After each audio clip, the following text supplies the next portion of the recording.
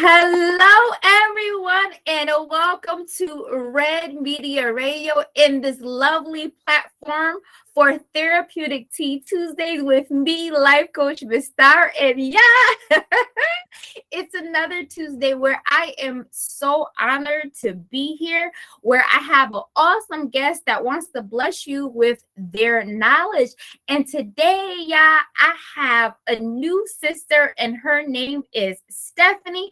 And Stefanie, would you introduce yourself to our lovely audience? Hi. So I am Stefanie Baptiste. I am a therapist and life coach, a motivational speaker, and an advocate against domestic violence. So nice to meet you guys. Oh, awesome, Stefanie, I'm so excited that you are here. Thank you for having me. I appreciate it. Oh, my pleasure, Stefanie. And audience, I wanted to utilize Stefanie because I met her on LinkedIn. I was so impressed with her content, with her background. We had a consultation, and here we are, new friends collaborating. Correct. So audience, you know how we do every Tuesday. Go ahead and feel free to grab tea or whatever you like to drink. Grab your journal and get ready for an inspiring 1-hour interview with Stefanie and I. And yeah, there are so many educational workshops and things happening this month. And for this episode, we are dedicating this to all domestic violence and violence individuals to educate and just say we commend you for being here and want to provide you with so much education. And yeah, domestic violence is very, very passionate to me, just because I've had my own experience with domestic violence. So this was very important to me. So we're going to name this episode and just going with whoever created this phrase, but it is break the silence and end the violence. Right. And Stefanie is an advocate for domestic violence. So we're going to break it down. But Stefanie, first and foremost, how are you feeling on this Tuesday afternoon?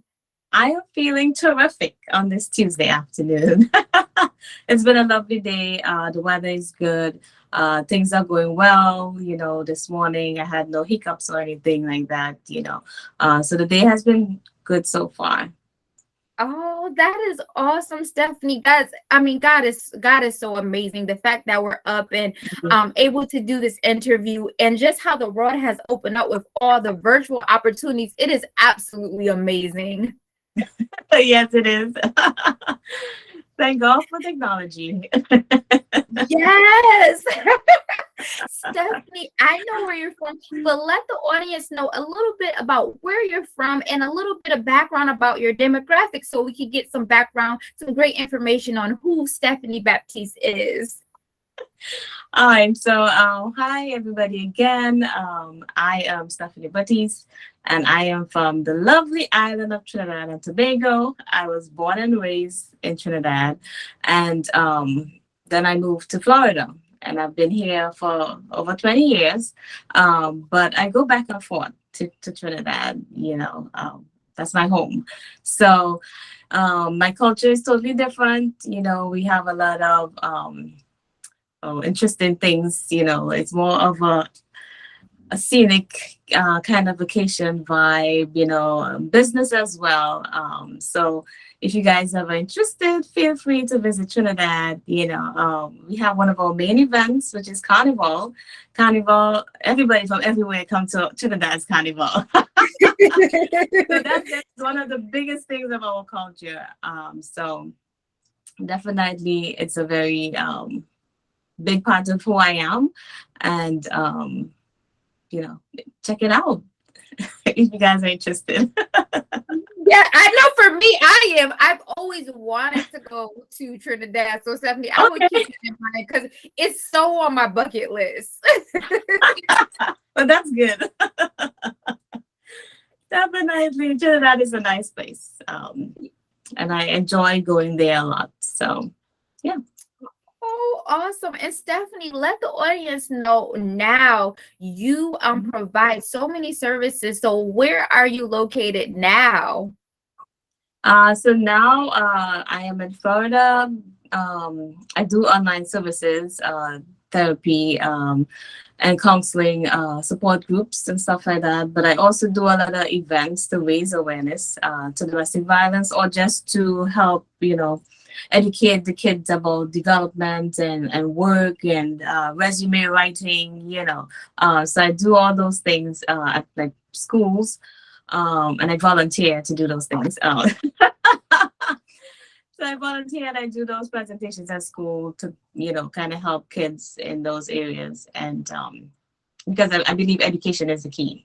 So that's some of the things that I do. And you do you want me to share like my Instagram pages and stuff like that where you can find me, or they just find me? Absolutely. Absolutely, Stephanie. Go for it. All right, well, you guys can find me at Coach Stefanie _ on Instagram and Facebook. And I share a lot of things there, so you guys can get to know me and see what I'm up to. So you can check it out.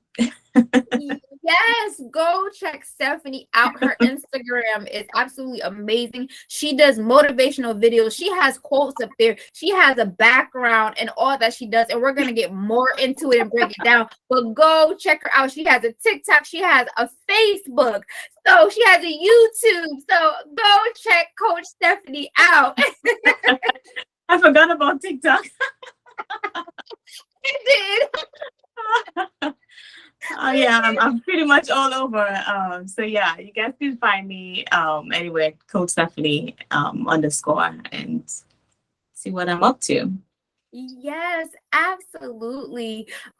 Stephanie, thank you for that. So yes, yeah, Mhm. she's being modest, but she does so many great things for her community, volunteering. I was checking out her profile. So Stephanie, thank you for Mhm. everything that you do, and just continue to just keep up at the great work, because our kids, the women and men, it is so needed.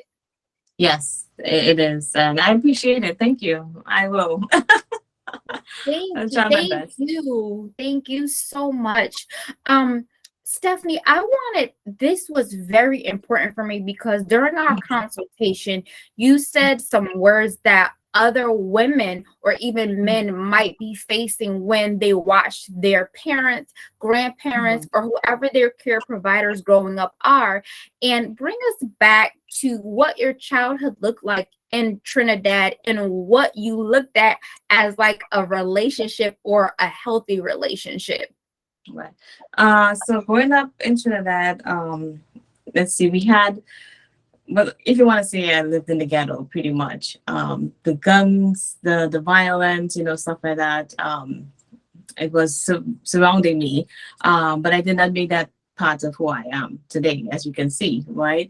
But I saw a lot of, domestic violence, which I didn't know it was. I just saw, fighting and stuff like that, and I would be like looking through the window or the door, like trying to be nosy, and looking at these things. And my mom would be the one that begins praying and saying, oh, Lord, intervene. So I heard her saying those things. And uh, the thing is that I didn't recognize that it was an issue, because I would see the individuals together the next day, right, or the next week, and they made up, right. So I did not think that anything was wrong with it per se. I grew up with knowing not to put your hands on anybody, but to know that if they say it's domestic violence, I didn't know that. So it wasn't until later down in life, when I started the social services and even becoming a young lady, I recognized that, okay, that is not acceptable, but I still did not even know the correct name for it. Right. So I will say that I grew up with a lack of education. Nobody knew what that was. They just called it fighting or hitting. And don't let nobody hit you. Those are the advice that I would get. But it wasn't anything to say that it was abuse, right? Or this person could get arrested for this. So like I had no idea. I didn't even know what an injunction was, right? So growing up, it wasn't informative, right? We didn't know a lot of things, and I saw a lot of things that I thought was just part of the daily relationships with the individuals. So yeah. Wow, you brought up some good points because if you grow up like that, you're Mhm. not gonna know. And I think I had mentioned this to you, Stephanie. I remember she is an R&B singer, and I Mhm. remember her testimony, and she actually said that she might have not known the name of it, but hitting or domestic violence from her partner, she thought that meant that they love each other. But Right. to anyone hitting, kicking, spitting, verbal abuse, any type of abuse is not healthy, and that's not someone that loves you. That's not with the love of God. Correct. And it took a while because a lot of people still don't even like to talk about it now. They might say they don't hit their spouse, but they do the verbal abuse, they do the emotional, they do the manipulation. And then you ask them, like, are you in a domestic violence situation? And they say no. But then they call their spouse names, right? Or they belittle their spouse in front of others. So it's very I don't know, interesting that we find ourselves saying those things because I think we don't understand what it really is, right? Right. What domestic violence really is. And I think if we, educate ourselves or educate others about those things, we'll be able to recognize it a lot faster and know what's happening to us. Absolutely, Stephanie. I agree. And it's a form, you could be married to them, but this could be someone that you're dating too, as well, or someone that you share a lot of space with. It comes in many different types of forms. So Hmm. we just want you to be healthy and to just recognize it. And like you said, Stephanie, you grew up in Trinidad and you didn't even know what it was. Nope. I used to feel be ashamed to actually tell people that, right? I'm like, what do you mean you don't know what domestic violence was? But the fact of the matter is that I didn't have anybody to tell me that, right? Right. That even though I saw it, I saw, cousins, friends, neighbors, whoever, fighting. And my mom would have to talk with them to be like, don't do that, don't put your hands on anybody. But did she know that it was domestic violence? I don't think so. She never told me, right? Right. But that she did tell us, don't let anybody raise their voice to you because then they could raise their hands to you. So she told us that aspect. And I shared with you before that my grandmother died from Mm. domestic violence. And it was very, very brutal. But even at that point, I don't even know if my mom knew it was domestic violence. She just knew the guy killed her mother, right? Wow. So it's very important for me now to actually be telling people about these things because as a child, I had no idea. I just grew up, oh, my grandmother died, a man killed her when my mom was 7. Like that was just it. It didn't I didn't feel anything, because I didn't understand what actually happened. I just was Right. told a story and then that was it.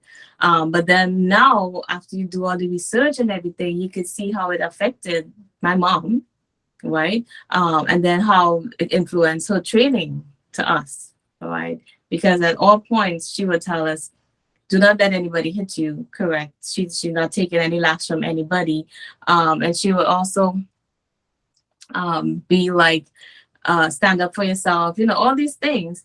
But to come out and say that it's domestic violence or it's verbal abuse or it's emotional abuse, she don't know those terms, right? And a lot of people don't know those terms, and then they won't be able to identify to say, yes, I'm a victim or yes, I'm a survivor of domestic violence because they have no idea, what it really Right. consists of, you know. Mm. Yeah. I want to I'm so glad, Stephanie, that just you being yourself, I'm so glad that you are honest and say, I didn't know what it was, because it's not only you. A lot of people may not know where they were born, depending on how Mhm. they grew up, or they may think it's healthy. So thank you for sharing that. I sending just condolences to your grandma. Mhm. And I'm so glad that now what you are doing is turning it around into a positive and saying, you know what? I didn't know, but guess what? To that 5-year-old, to that 10-year-old, to that 20-year-old, I'm working on educating them so that Right. way they grow up knowing what it is and it could save their life. Correct, correct, correct. And that's exactly like my whole idea of this whole thing, to say that if I get the kids at a young age, we could probably Yes, prevent adult abuse, because the kids now know to recognize it, they know what to do. Because I'm not gonna sit here and say that nobody is gonna, encounter that situation, right? We never know. But if I am aware what it look like and I start dating, now the guy, when he insult me, I could say, I don't accept that, right? If he raises his hands or, smashes a glass, I can know that, you know what, that's a bad sign. I'm sorry, sir, but this is the end of our relationship, right? So if we know what it looks like, if we know, what we can do and not feel ashamed about it, right? I think we'll be able to cut it down way faster, way, way faster. absolutely. Absolutely. Stephanie, let's Mhm. educate our audience and break it down. And audience, I just want to mention this too. Abuse could come in different forms, for, male to a woman, but also a woman to a male, or vice Right. versa, woman to woman, male to male. All Any right. whatever relationship that you are in, it has to be an intimate relationship. Stephanie, what is domestic violence? So, domestic violence, according to the United Nations, I will say that, is a pattern of behavior in any relationship to gain power and control over their intimate partner. All right. So any behavior, whether it's verbal, so we list some examples. So we have verbal abuse, we have psychological abuse, emotional abuse, financial abuse, any form of behavior that's kind of leading towards having power and control over your spouse or your partner, um, is consisting of domestic violence. And people must know that, what it looks like, right? So the regular physical abuse, a lot of people know that part, right? Oh yeah, physical abuse, hitting, punching, slapping, shoving. So people know that. What about the emotional abuse, right? What about the verbal abuse, the name calling, right? A lot of times people think, yeah, you're so stupid, you know, um, oh, you're so dumb, and shut up, ain't nobody talking to you, and that type of behavior, that's not acceptable. That's not Absolutely. acceptable, right? The manipulation, right? Trying to manipulate you into believing that what you are saying is not true, and calling you crazy. You're crazy. That never happened. You're so soft. You're overreacting, right? It's like a whole bunch of things, mind games that they play. And of course, when we go to financial abuse, is them withholding the funds, telling you, okay, you only get $1 for today. That's what you spend, nothing else. Not allowing you to go to work, not allowing you to have your own income, whether it's from, working for somebody else or working for yourself. So just the control, too much control to have power over somebody, will probably be categorized as domestic violence, right? To an extent. Wow. And there are a lot of forms. Stephanie, we talked about mental, we talked about psychological, financial. What about sexual abuse? What does that look like for someone? Oh, sexual abuse. Wow, I did forget that one. Yes. So sexual abuse, forcing somebody to do something that they don't want to do, even though they are your spouse, even though you guys did it last night, even though you married for 25 years. it doesn't matter. You still need consent, right?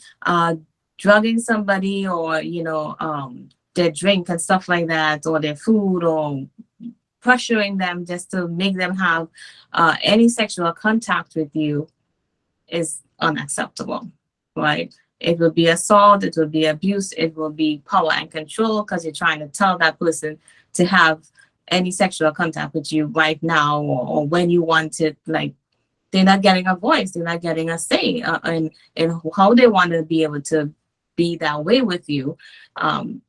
So yeah, definitely look out for signs like that. I always tell my teens, I said, you're talking to a guy, you're dating, he needs to ask you to kiss you, or ask you to hold your hands, right? Yes. So they need consent and everything. And I think if we really encourage those things and speak about it a lot more, they will know that a guy just can't walk up to you because you're dating them and touch you here and touch you there, or kiss you, or demand sex from you and stuff like that. That's unacceptable. That's unacceptable. It's a form of abuse, and you're supposed to give consent.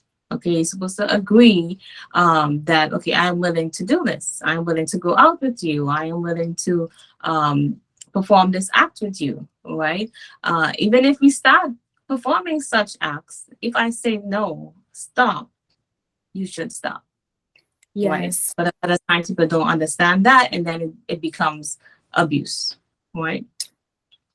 Absolutely, Stephanie. Thank you so much for breaking that down, audience. So there are so many forms of abuse: physical, mental, psychological, financial, sexual. Another form of abuse too, which I've seen this in different relationships, is spiritual abuse, where someone will use the words of the Bible, or and say, "Oh, God told me to do this," or "This is how Yeah. I feel." And let me just I audience, I'm being very honest, I haven't seen it happen. It is not okay for someone to flip the word or make you feel less than you. And so there are so many forms, and some forms are easier to spot, like Stephanie mentioned, physical, but mental, psychological, when it's emotional, and even spiritual abuse. Keep those things in mind, that make sure that you're taking care of yourself. And any type of abuse is when you do not consent to it. And just like Stephanie mentioned, you should ask, can I kiss you? Can I hold your hand? You should ask anyone, can you be in their personal space? Correct. Mm-hmm. Mm-hmm. Yeah. Absolutely. Stephanie, let us know, do you have some statistics on violence? As it pertains to the stats, we know that 1 in 3 women are affected by domestic violence, right? And we know 1 in 4 men are affected by domestic violence throughout their lifetime. And we try to say men, because a lot of times people don't talk about that part, right? So we only talk about the woman being affected. Right. But men are affected by domestic violence. Men do make reports. Men do come into shelters. The last agency that I was working at, I had male clients that came in for sexual assault, right? And they didn't stay in the same shelter because it was mainly women. But we did facilitate them at, motels or hotels and stuff like that. But definitely people need to be aware that men and women are affected. It might be a little less, well, not less per se, but it's still affecting both sides of the spectrum, both male and female. So violence occurs everywhere, and we need to let everybody know that it's unacceptable in spite of who it is. Oh, Stephanie, yes, you are so right. It doesn't, if you're male or female, nobody deserves to be abused, and it should be consensual of how you feel. Thank you, Stephanie, for mentioning that. Right. Even what you said, 1 in 4 men, that is high. Yeah. I mean, yeah. That is high. That's a high percentage. Yeah. And I think that it shocks a lot of people because men don't speak out as much as Yeah. women do, right? And then I've even had clients, male clients, that came to the agency to get what did we call it? We did a session with them about domestic violence so that they could go back to court and get the injunction dropped, right? Because they had a dispute and somebody was told to leave the house, right? So this one guy in particular, that was years ago, he had like some scratches on his cheeks, right? And I said, what happened? And he told me something about he was passing by trees and stuff like that. So I said, okay. And but I know after he told me his story about his wife pouring stuff on his head like a drink, um, obviously it's domestic violence, right? He called the cops was just to quiet her down. But after they heard the story, she was the aggressor. She was verbally abusive and all those things. So she got arrested, right? So men, maybe, I don't know if they feel shame about coming out and saying that, yes, this is what a female did to you and stuff like that. But generally, we need to speak out. Men, women, speak out. It's not acceptable. And taking a stand to protect yourself is very important. Absolutely, Stephanie. Thank you for sharing that with us as well. And Stephanie, so we talked about domestic violence, what it is. We talked about the forms of abuse. Stephanie, for someone who might be in doubt or might not even recognize, what are some symptoms that individuals experience when they are taking on some form of abuse? So based on my experience, most of the time they are withdrawn. They have a lot of headaches, right? They have a low self-esteem, right? And those things kind of flow over into other aspects of their life. So they have like their work performance, their interaction with their family, everything just decreases, right? Even their ability to communicate with their kids and stuff like that. People see that sadness, the depression, right? The feeling of fear, right?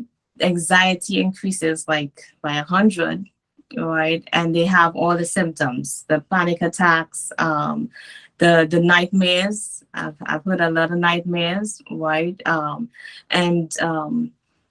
and feeling lost. A lot of times they say they're feeling lost. They're not sure where to go, what to do, right? And most of the time, in some cases, they think about committing suicide, right? So it's very, very how to put it? It affects all aspects of their lives, right? Their mental, their physical, because some people, as I said, they come damaged, right? And it affects their self-esteem, their self-confidence. They feel they can't do anything. And the depression, definitely. Don't want to wake up, don't want to do anything, don't want to go anywhere. That's like a major, major one. And obviously the PTSD, so yeah. Wow. Stephanie is absolutely right. I know for me, audience, I personally was in a domestic violence relationship at one time in my life, 3 years ago. And personally, for me, I was withdrawn. When my family did find out, I was still kind of in denial, but I started hiding that I was hanging with that individual, which was a problem. I was crying a lot and thought, you have these feelings, right, that I can't do better. I also want to mention for me and what happened in my domestic violence relationship that I was in, I did hit too, which I just want to say, even if someone hits you or is backward, it's not right to do. So I own my part on that because I did hit as well, even though it was only one time. Still, one time is too many. But I want to say this because for me personally, when I experienced that in my relationship, when I had hit that male, I thought it was okay when he hit me back. And I Right. was like, okay, well, I did hit first. It was the wrong thing to do because I felt that my life was threatened. So I let it go. But I want to say, Mhm. audience, and I mean this from the bottom of my heart, when it came to 2 or 3 times, when I started covering my face with my arms, and when I was driving on the highway and I was hitting my face and I started bleeding, and then I was pushed against the wall, I said, one time was too many, and I even one time to let it go, it's too many. So I just want to say from my personal experience, that's why I'm so passionate about it. That it's not right to hit first, not right to hit back, or if it's been vice versa, or if you're like me, you hit first and someone hits back, it's not okay. One time is too many, and Mhm. take yourself out the situation. And it's Right. only from the glory of God that I'm here today to talk about it, because Stefanie, I'm sure you've seen this. Some survivors don't make it, and it's too late. Or I've spoken to other people where it's just been, I mean, it was choking, where it Mhm. was like it was so severe with marks and everything else. Mhm. So I just want to say that from my personal experience, audience, you don't deserve it. No one deserves the abuse, and to walk away and one time is too many. Or even if you feel like you want to put hands on someone, walk away, get space, and leave the relationship immediately. It will save your life. Correct. Correct. It, And go ahead. Sorry. oh no, go ahead, Stephanie. So no, you are correct. A lot of times we do see individuals that show up uh, in police vehicles, black and blue eye, black and blue arm, stuff like that, marks on the neck. Um, I had a lady that came to the office one time and her hand had bruises. So she shared the story of the guy attacking her at the house, and she was saying, stop, stop, and he didn't want to stop. So she took like an ornament and, kind of smashed it on his head and tried to get away, right?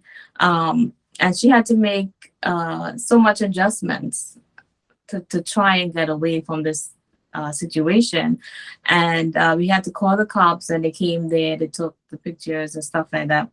Um, and then we got her into the shelter. Her daughter didn't even know where she was. She didn't tell anybody, right? So sometimes you do have to make a decision to save yourself, right? Because you might know, okay, the guy, he may not harm his daughter, at that point.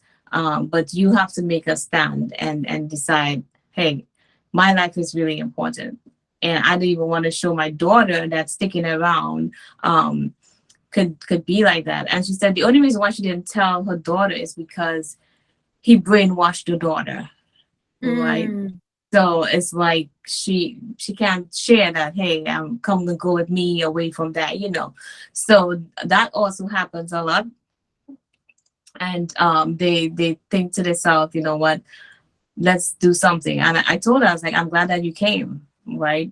You have to stand up, you gotta make a stand to save yourself, right? yes. And that's how like the plasters and stuff. And it's a sad situation. And that's why we try to raise awareness, do videos, talk, to share that these things are unacceptable. No, you don't need to live in fear. All right. You don't need to stay around with somebody beating on you every day. Like that is not Yes. that's not a life to live, right? So definitely walk away, right? There is support. There is support. Yes. I tell people, don't ever think that there isn't support, right? Because there are so many companies, agencies, churches that have um, services or funds to help you rebuild your life. So there's always Absolutely. support. Yes, and we're gonna get into more support as well, because Stephanie's absolutely right. There are so many, audience. We talked about the forms, we talked about the symptoms, and Stefanie, I want you to add this as well, but from my own personal experience as well. some of the antecedents before the behavior is your loved one or intimate partner that you're with. If they are throwing stuff around the house, if they are yelling at you, those are some antecedents that there might be that the next step is going to be physical. And Stefanie, from your experience, what have you seen or would like to add to that as well? So we have, yes, if they're yelling, if they are throwing stuff, punching the wall, because I met a lot of people who say, he never hit me, he punched the wall. You know, Mm, that's still a sign. Okay. Um, he owns a bunch of guns. Right. The weapons. Some people tend to forget about that. But most people intimidate people by the weapons, right? They'll put it on the table or they'll walk around with it all the time. They will, do it in a certain way, showing off with it. But all of that is to let you know that I'm skilled, I'm prepared, like I'm ready. Not all of the time it's directed to you, but I mean, you still need to be aware, because if you're having an argument and he comes and he sits and he has that there, or he has it on him or her, yeah, that's a sign. That's intimidation, and that's to instill fear in you to know that they still have power and control over you because they have a weapon, right? Um, we have the pulling you away from family. yes. I love you. I need to spend all my time with you. Why you have to go out with your friends again? Right? And they want to wine and dine you, pull you away. Let's go to Canada. You don't know anybody in Canada. Just let's go, because they think it's a good idea. And they just pull you away over and over. Oh, why you got to go to that reunion? You don't have to. Let's watch a movie. So they just want all of you. Red flag. Okay, that's a big red flag, because they're trying to make sure that nobody has to come in contact with you to save you for when they pull off the mask, right? Which it will eventually come off. So taking you away from family and friends, displaying weapons, obviously punching the wall, breaking objects and stuff like that, red flags. We have using their status and stuff to intimidate you, right? So because I am a pastor, or because I am a CEO, and all these Mhm. things, they will, again, as you said, use certain things to make you feel like you're supposed to be submitted to me. You're supposed to be under my, control. I am the head of the home. But if you want to go biblical, it's like, husbands, love your wives like Christ loved the church, right? So it's, Right. how could I protect my wife? How could I love them, or my spouse, if you want to say, in a way that it's healthy, right? Even though I'm trying to give a directive, right? I'm not talking down, I'm not belittling, I'm not minimizing your thoughts on your ideas, Right. right? Because they do that too, right? Those are the red flags. I'm minimizing everything that you do, everything that you say. It's not good. Don't talk about it. You never have good ideas. Your ideas suck. Like all those things that they do, Right. right? That does not help you develop into who you are. So you lose your identity. And if you start losing your identity, pretty much that's one another big sign, right? And that's what they want, to be able to control you, and you now become the person that they want, right? And a lot of times people don't think about it. They're like, he loves me or she loves me, you know. Yeah, we're moving up to the country, but it has nobody there. Where's your family? Where's your family? Where's Right. your friends? Right? So it's all in a plan and a mind game that they play, and we have to be very careful. We have to be aware of those things. And as I said, not all individuals who do those things have those intent. But if we are aware of what it looks like, Yes.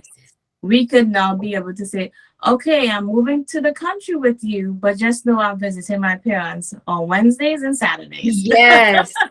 Yeah. Right? No, Stephanie, you are so true. I believe what a relation coach said, it was like love bombing, when it's just a lot up front. But I love what you say, just being aware Making sure, audience, if you see that you step away, making sure that you stay in contact, whether it's a family or a friend. Be honest and be yourself, and be aware of the signs. Someone that's insecure, that's constantly calling you when you're taking a break from them, because that has happened in my issue.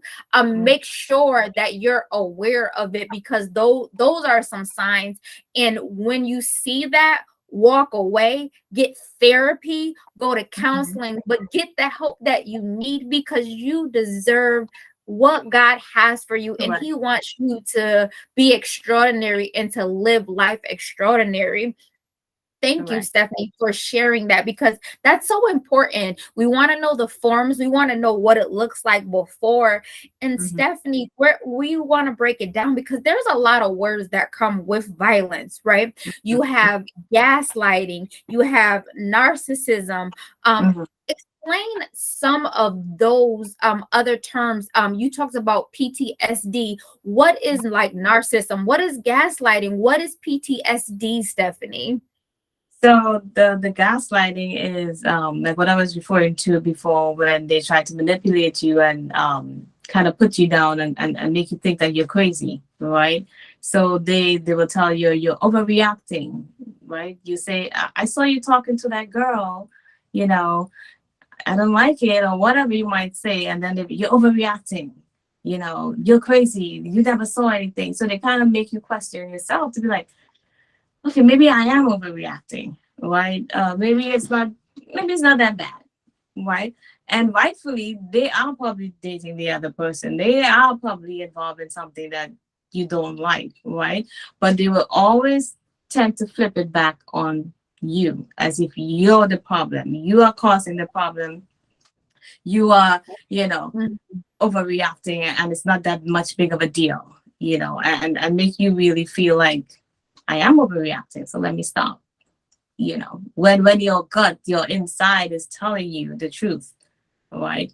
But because they are, I don't know, skilled, maybe we can say that, they will say those words and make you question yourself, right? And a lot of times it's just plain out manipulation, right? Manipulating you, mind games, you know. There was actually this show, I can't remember the name of it, but the guy was actually tampering with objects in the house and making the wife think that she's crazy. So he will move certain things and she will come for it. And she's like, "Where's my hat? I literally just put my hat down." And he was like, "You never left anything there." You know, he's like, "Are you okay? Do you need help?" To make you think that she's going crazy, you know. And she's like, "No, I know I left it here." But he moved it. Right.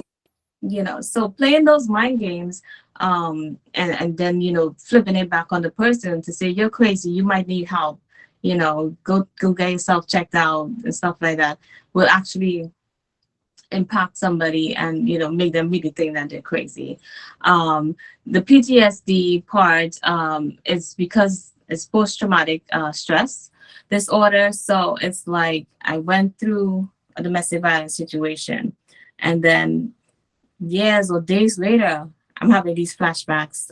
Things are triggering me, right? If somebody slammed the door, I'm like, oh my gosh, what happened? You know, if I hear somebody yell, I'm like, oh my gosh, and I go straight back to that situation. So we've heard about veterans having PTSD from world wars and all those things. And it's the same thing in a relationship. You've been fighting 2 years, 3 years. Now you're trying to get better. And it's like something will trigger you, right? You might see the person and instantly, I've had clients call and be like, "I just saw him. Oh my gosh, I just saw him." And I'm having like an attack, right? And we have to be like, okay, let's calm down. Let's take some deep breaths, you know, stuff like that. And figure out a way how they could actually go back into society and function, and have a safety plan, right? So what if you see him? Like, what could we do? Do you want to go to the store with someone? Because they usually freeze up. They tense up. They have the nightmares. They can't sleep, and then they end up having to go on medication to help them sleep because their brain is going. right? I can't get whatever happened.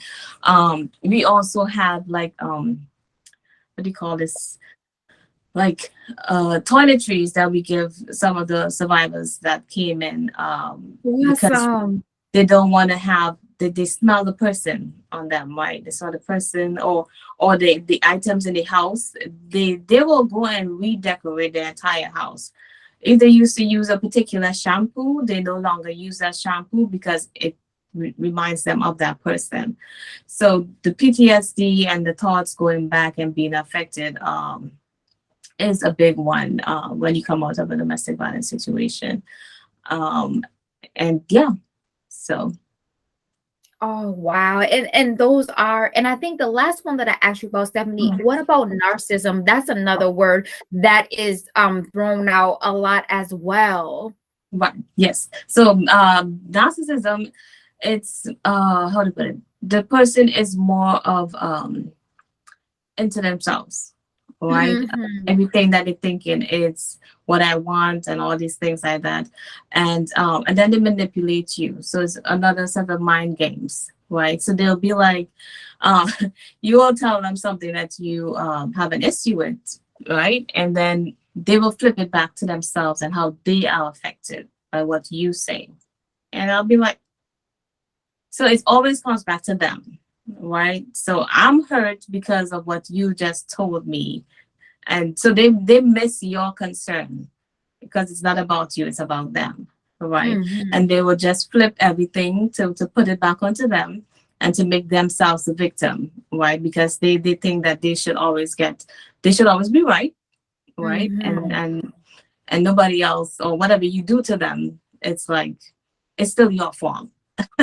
You shouldn't tell me Right. that I left my cigarette butt in the car. You shouldn't tell me that that hurt my feelings. Right?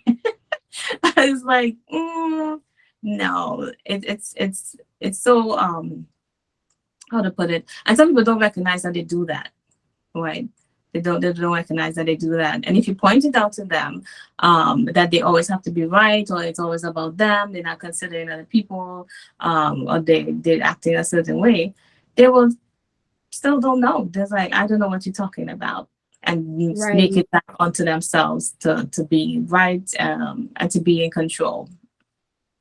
So Oh, yeah. Stephanie, thank you so much for breaking down gaslighting, what narcissism is, what PTSD, and thank you for that. And Stephanie, there was a video that you did for someone that is calling in. You did a video about hand signals. Tell us a little bit more about hand signals because I think that's very significant as well. Right. So the national hand signal, I think it is called, for help if you cannot talk in the situation, is, let me see if I can do it like right here. So you put your hands up, then you put your thumb like this, and then you put your hands over like this. So if you just do that, um, I've seen many videos.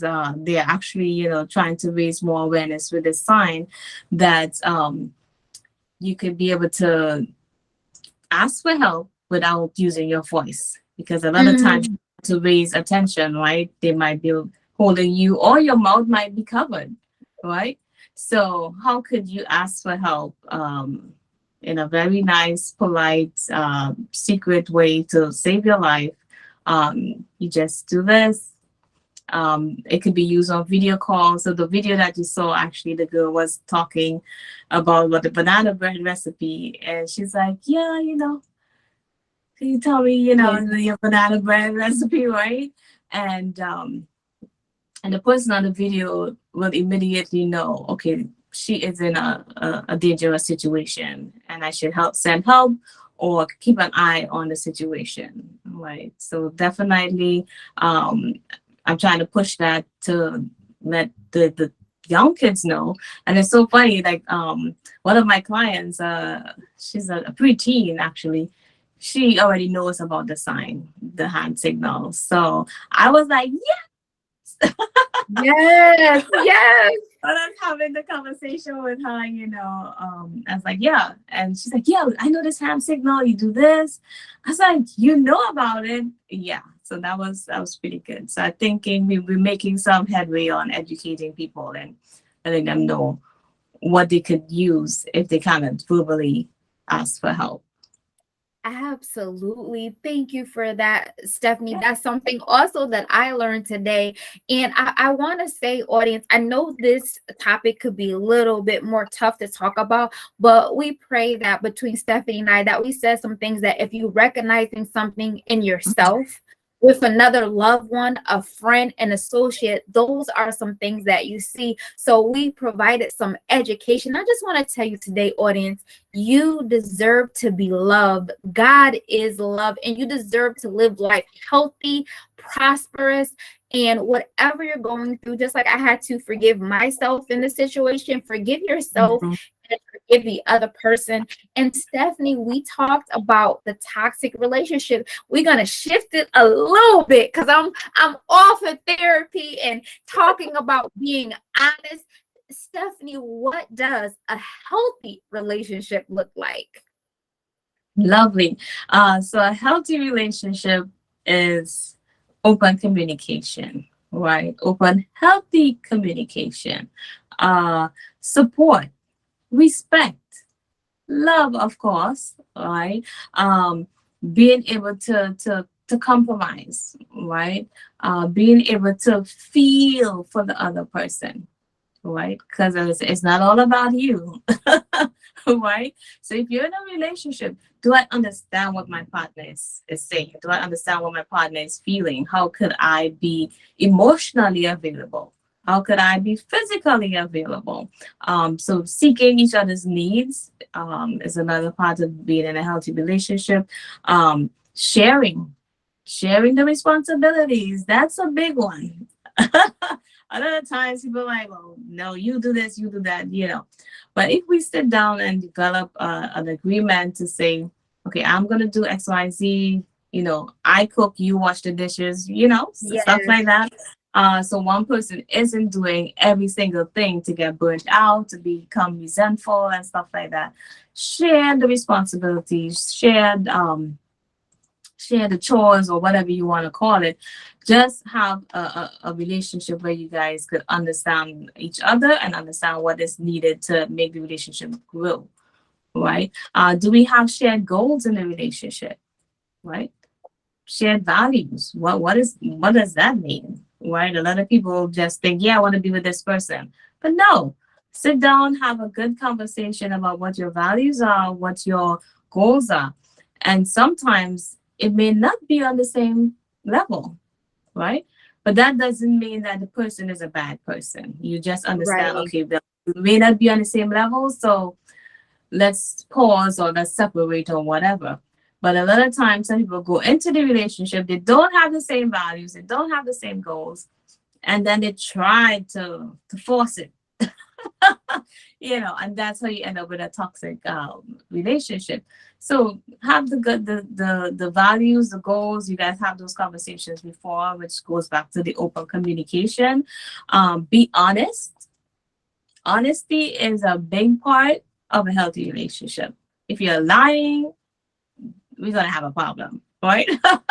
So be honest, be respectful, support each other, share the responsibilities, the goals, have the discussion about finances, because that's another major problem that occurs in relationships, the financial part of it.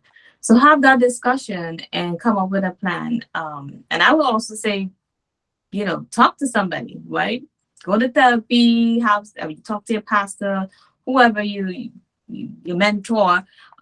Speak to someone so that they can help, you know, brainstorm some things and be open to learn more to help your relationship. So those are some little tips for, for a healthy relationship. Yes, thank you, Stephanie. Those are some healthy tips. And audience, a healthy relationship is someone is asking you, how are you feeling? How are you doing? They know your love language. Where do you want to be touched? Where do you Mm-hmm, need assistance when you need time to mm-hmm, yourself?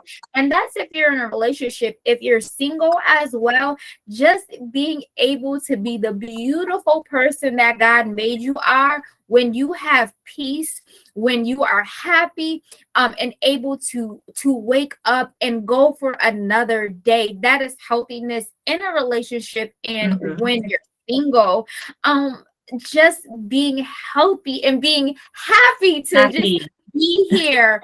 I know, especially for me, with being involved, I thank God for that. But the peace that I have, and I already had an intimate relationship with Jesus, but the peace that I experience now is just absolutely amazing. So just making sure that you have that, loving yourself, forgiving yourself, and just like Stefanie mentioned, ways to help you. For me, I went to therapy. It was a life changer. I know for me, it was important to me to have like a Christian therapist. So that really helped me to bring in my values. Also talking to family and friends, self-love dates, and building up your self-esteem.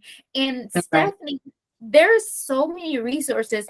Let's start with where you're from, Florida, and the resources where you work. What do you guys provide, and what are the contact information for someone in, and let them know what part of Florida, so that way they can reach out to you if they need assistance?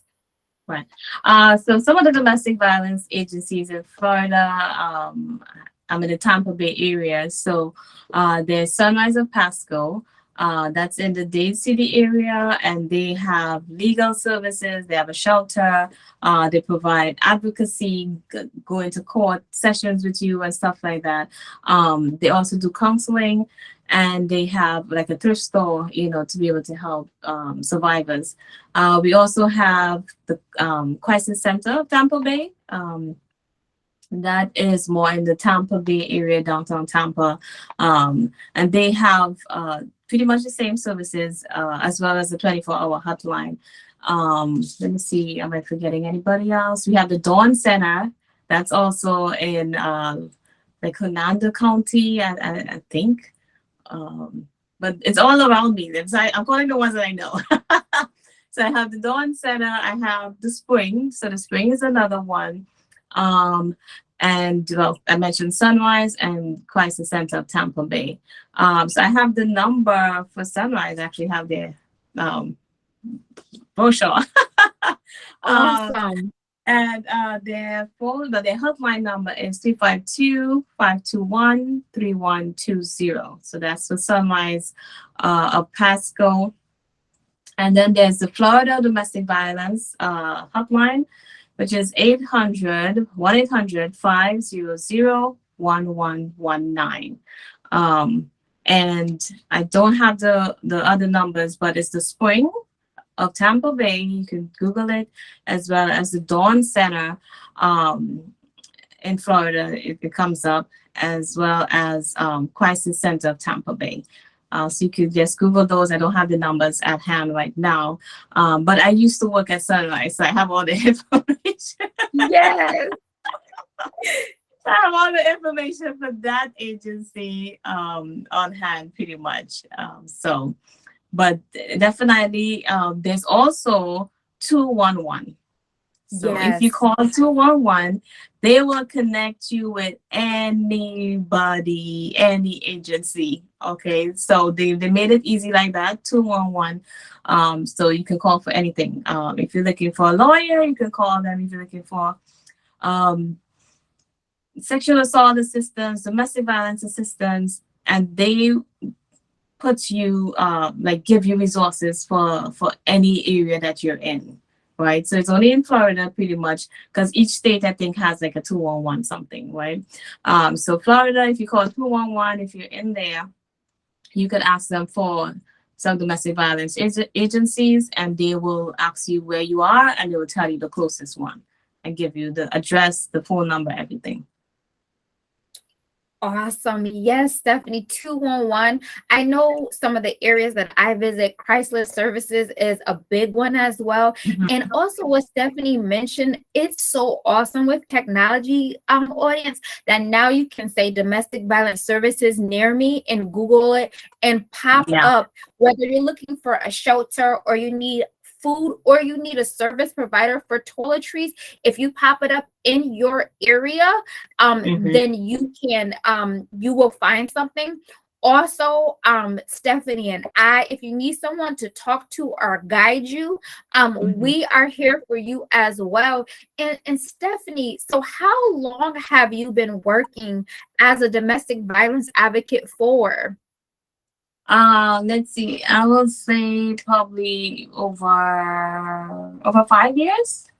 So Wow. yeah, I got into it. I didn't want to, like I didn't want to work with kids actually. I was like, no, I don't want to do kids because I'm too emotional. Right, they make me cry. And that was the first position I got, the children's advocate position, and I just kind of stuck with it pretty much. It made me a little more purposeful, right? I felt a little more purpose dealing with the kids, and trying to help them and educate them through the situation and process their big emotions. They don't understand what's going on. So yeah, it's over 5 years now, and I think I enjoy it even more now. Raising that awareness, and because Yes. I've seen it, like I've seen the change, and I think that's the big thing. Once you recognize that you are actually making a difference, I think it sends that energy level, like, okay, good, I gotta do more. So I've had students some students and some clients that drew me little pictures and put little hearts and in my initials and say thank you and stuff like that. So that meant a lot to me. So Absolutely. I'm stuck with it right now. I'm glad you did it, because children it's needed for everyone, whether you're a child, whether you're a male or a woman, Stefanie. And I love what you said. You're helping everyone, because domestic violence, and you talked about this in a video, it was established in what year was it, Stefanie? It was like 1981? 1989. 1989. Okay. It was like first declared. But it was like a movement and stuff like that from earlier on, like 1981 and 87. But they first declared it as declared October as the month for awareness, because it's been a long time people are fighting against this. It's been a long right. And they finally got the month declared October, like in 1989, to raise awareness. So we have it like, boom, October is Domestic Violence Awareness Month. That's what it is. And that's why we, or me, I try to really push more in this month specifically. Absolutely. And then we're here right now. So, Stephanie, you've been doing this for 5 years. And our audience, I believe in positive affirmations. Stefanie, tell us over those 5 years, as we wrap up this awesome interview, tell us over the 5 years, tell our healthy relationship audience and members some of the amazing testimonies that you've heard over these 5 years. Let us know the tea. So I will share one that just occurred because we had like a peace breakfast a couple months ago, and the person, she was young at the time, because I think she's probably in her early 30s now, or late 30s, can't remember. But she came, she called the hotline, they started services, and the advocate who she had, share that it's not your fault. Like, this situation is not your fault. Because a lot of times the victims blame themselves, right? I should have known, I should have seen it, I should have left a long time ago. So we had to really work out with them to let them know it's not your fault. There's no way that anybody could give permission for somebody to beat up on them. So we really tried to let them know that it's not your fault. And a couple of years later, she was able to, come out of the relationship safe with her 3 boys. And so she came and she spoke and she said she went back to school and she graduated with her master's degree and she remarried. And the guy is so supportive. And, it was like, yeah. Right. And, she said it really made a difference when she stood up for herself, and the support that she got from the agency at the time, as well as the advocate being so supportive, in helping her through that process. Because as I said, at that particular agency, we walk through every step with you. You got to go to court. Okay, do you think you need us there? We go with you, Um, we set up the appointments. If you need food, we got food. We pack a bag or something for you. If you need toiletries, shampoo, okay, here. So we were really there, hands on to assist. So she was very appreciative of that. To say, it's because of the services that she was able to catch herself, with the boys, and then she made a further step of going back to school to get her degree. And I think she said she was working at a domestic violence agency now, like trying to help other survivors. So that's one of the success stories. So yeah, we have those stories are really, really touching, as I said, to see that you make a difference in somebody's life. There's going to be more amazing testimonies to come. Yeah. And to mimic that, personally for me, after I did all the healing, the forgiving, now I am a life coach. And Stefanie, I am working on an audience getting my certificate also in domestic violence.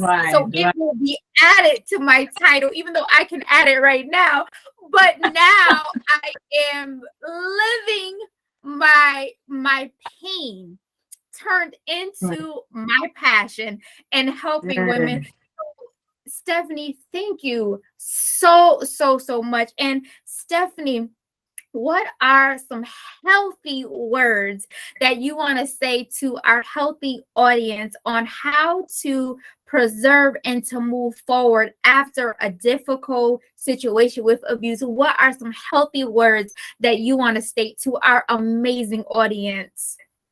I will say, look yourself in the mirror, put it on your phone, put it as a reminder, and just have those positive affirmations. Some that I like is, I am enough, right? Because a lot of times your self-esteem is broken. So I am enough, right? I am powerful, because you feel weak, that I can defend myself, all those things. So we got to replace all those negative thoughts. So I am powerful. I am strong. I am enough. I deserve to be happy, right? I deserve to have peace in my life. Because a lot of times people say, well, this is just how it's supposed to be. This is what it is. No, you don't have to live in a life that's causing you pain. You don't have to live in a life that's causing you to be fearful. So I am enough. That's like my little affirmations every day. I am enough. I am strong. I am powerful. I deserve to be happy. And I deserve to have peace in my life, And once we start saying those things and believing it, you will see the transformation. It will be a whole 360. So those are my positive words. And you could say one. You could say one only. You could just wake up every morning and say, "I am enough." You can only say that, or I am powerful.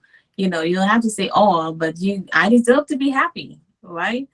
I deserve to be at peace. So that when I keep saying that, I deserve to be at peace, there's no drama that I'm going to be associating myself with. There's no conflict that I'm going to be, entertaining, because my goal is to be at peace, right? So when we speak that, we now start to implement it in every aspect of our lives, and the change starts to happen. Yes. Thank you, Stefanie. And one of my favorite ones that got me through, and I have shared this with some of my other coaching clients, I am worthy. You are worthy of all God's gift, God's love, and to say that every day. Oh my goodness, Stefanie, thank you so much for showing up as the honest and healthy woman that you are. Thank you. Welcome. Thank you for having me. it was an awesome time. I really enjoyed it, anytime, I guess. Yes, yes. Oh, and yeah, catch Stephanie, Coach Stephanie Baptiste on all the major social media platforms. LinkedIn, you have TikTok, you have Facebook, you have YouTube. She is an awesome domestic violence advocate. And we pray that this video, that this interview blesses you. And yeah, join me here every Tuesday at 7 p.m. on Red Media Radio for Therapeutic Tea Tuesday. And thank you for joining us, breaking the silence and ending the violence. You are worthy of all that God has for you. My name is Life Coach Miss Starr, and you can catch me on all the major social media platforms. For life coaching sessions, you can DM me, you can call me 860-288-7500, and it is mymentor.life/Amber Starr, and it will be my honor to bless you. And just, oh my goodness, Stephanie, this gets me stirred up because I'm so passionate. Thank you again so much. You're welcome. Thank you. Continue to do what you're doing. You're doing a good job. Thank you so much. God bless everyone. And I'm so glad that you were able to join us right here. Thank you guys so much. I love ya. And I appreciate ya. And also, audience, if you are watching on YouTube, down below, I'm going to link all Stephanie's information, all her information. Also, she talked about Sunrise and some of the other platforms in Florida 201. They will be linked below for you, so that way we could continue to bless you in everything that we talked about during the interview. Catch me here every Tuesday. Go ahead and hit that bell. Stay in the know so every Tuesday you can see a therapeutic interview. I would be honored if you subscribe and like this video. Thank you again. Stephanie and I are sending in abundance. I appreciate it. I receive it. We are sending in abundance of blessings your way. And everyone, have a blessed day. I love y'all so much. And God bless. Take care.